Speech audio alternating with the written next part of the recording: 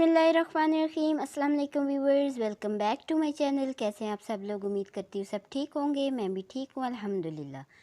जी तो अभी सुबह का टाइम है, तो नाश्ता वगैरह करने के बाद मेरा बेटा जो है वो उठ गया था। जब मैं नाश्ता कर चुकी थी तो फिर मैं उसे लेकर बाहर आई हूँ और उसने कहा कि मामा मैंने पानी पीना है, तो यहाँ पर मैं उसे पानी दे रही हूँ। और यहाँ साथ मेरी नन जो है वो गड्ढे वगैरह भर भर रही हैं। हमारा वाटर सप्लाई का पानी आया हुआ है और इतनी सख्त तेज़ धूप है, सूरज जो है वो जैसे आग बरसा रहा है। तो पता है आपको, गर्मी में पानी जो है वो ठंडा ठंडा वैसे ही अच्छा लगता है, दिल करता है बंदा पानी के पास खड़ा रहे। तो यहाँ पर अब हम लोग पानी भर रहे हैं। ये एक मनी प्लांट है। पहले हमने इसे किचन वाली साइड पे रखा हुआ था, तो वहाँ पर ये सूखा रहता था। तो माशाल्लाह से इतना हरा भरा हो गया। अब इधर पानी वाली जगह पर रखा है और ये साथ एक और पौधा भी है। और बाकी सारे पौधे जो इधर छाँव पे पड़े हुए हैं सारे हरे भरे हुए पड़े हैं, वरना किचन के पास रखे हुए होते थे तो शायद गर्मी की वजह से वो सूख जाते थे। तो आज मैंने आप लोगों के साथ सूरह वाक़िया की फ़ज़ीलत जो है वो शेयर करनी है, आप लोगों के साथ डिस्कस करूँगी। तो सूरह वाक़िया जो है वो कुरान पाक के 27वें सिपारे में है। तो उसको पढ़ने की जो है वो बहुत ज़्यादा फ़ज़ीलत है।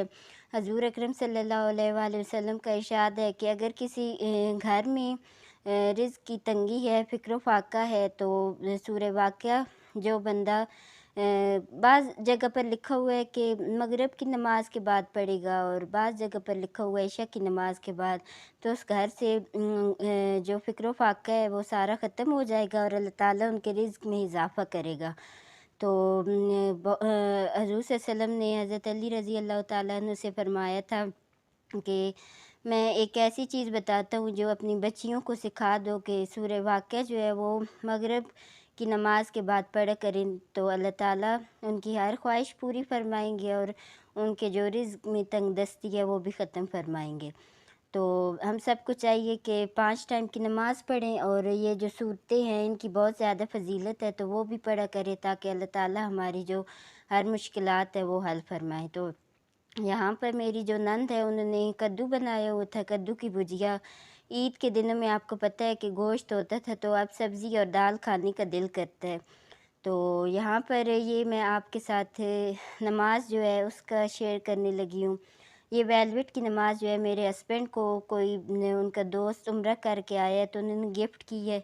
तो मैं किसी घर जाती थी तो मुझे ऐसी नमाज़ जब मैं देखती थी तो मुझे बहुत ज़्यादा अच्छी लगती थी।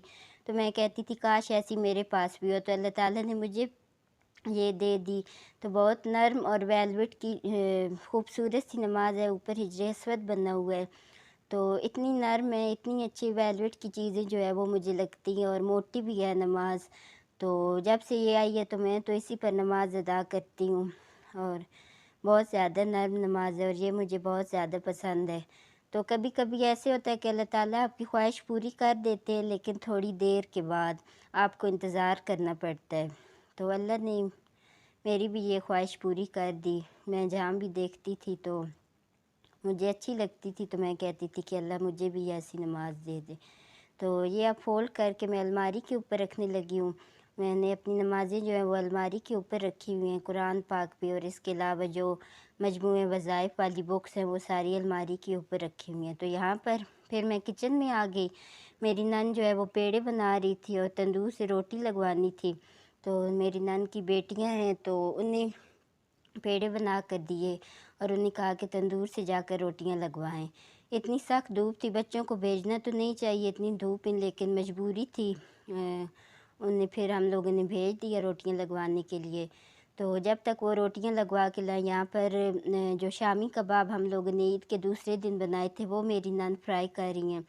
तो 2 ही पड़े हुए थे और 2 शामी कबाब जो हैं वो मेरी जो दूसरी नंद हैं उनके घर से आए हैं। ये इसके बाद फ्राई करने थे, ये कच्चे अभी पड़े हुए थे। तो यहाँ पर फिर शामी कबाब वो फ्राई कर रही हैं। इसके बाद फिर मैं जब रोटियां बन के आ गई तो अपना खाना लेकर अपने कमरे में आ गई थी और बहुत ही मज़े का जो है कद्दू की भुजिया बनी हुई थी। देर भी नहीं लगती, 5-10 मिनट लगते हैं। तो मेरा बेटा जो है वो सोया हुआ था, तो मैंने कहा कि मैं ख़ुद खाना खा लेती हूँ, फिर वो जब जागेगा तो मैं उसे खाना खिलाऊँगी। तो यहाँ पर अब मैं खाना वगैरह खा रही हूँ और भूख भी मुझे बहुत ज़्यादा लगी हुई थी। वैसे तंदूर की रोटी मुझे इतनी ख़ास पसंद नहीं है, लेकिन कभी मजबूरी में खा ही लेती हूँ। खाना खाने के बाद फिर मेरी नन जो है वो 2 ये आम दे कर गई हैं, एक छोटा-सा आम मेरे बेटे के लिए और एक मेरे लिए। ये वो चूसने वाले आम हैं, तो इन्हें फिर मैंने वो सॉफ्ट कर लिया था दबा कर। अपने बेटे का आम मैंने रख दिया था, मैंने कहा कि मैं उसे मिल्क शेक बना के दूँगी। वैसे जब मैंने आम खाया था तो थोड़ा बहुत खट्टा था, तो मैंने कहा कि उसे काट कर वैसे नहीं देती, वो ज़ाया करेगा, तो उसे अब मैं जूस बना दूँगी। तो यहाँ फिर मैंने खुद जो है वो सॉफ्ट करके आम तो खा लिया था ऐसे ही।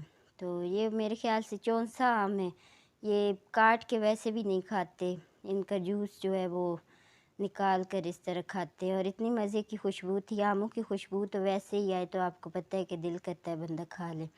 अब यहाँ पर रात हो चुकी है, तो ये मैं जो एक्ने के लिए ट्रीटमेंट ले रही हूँ, तो ये सेकंड ट्रीटमेंट है मेरा।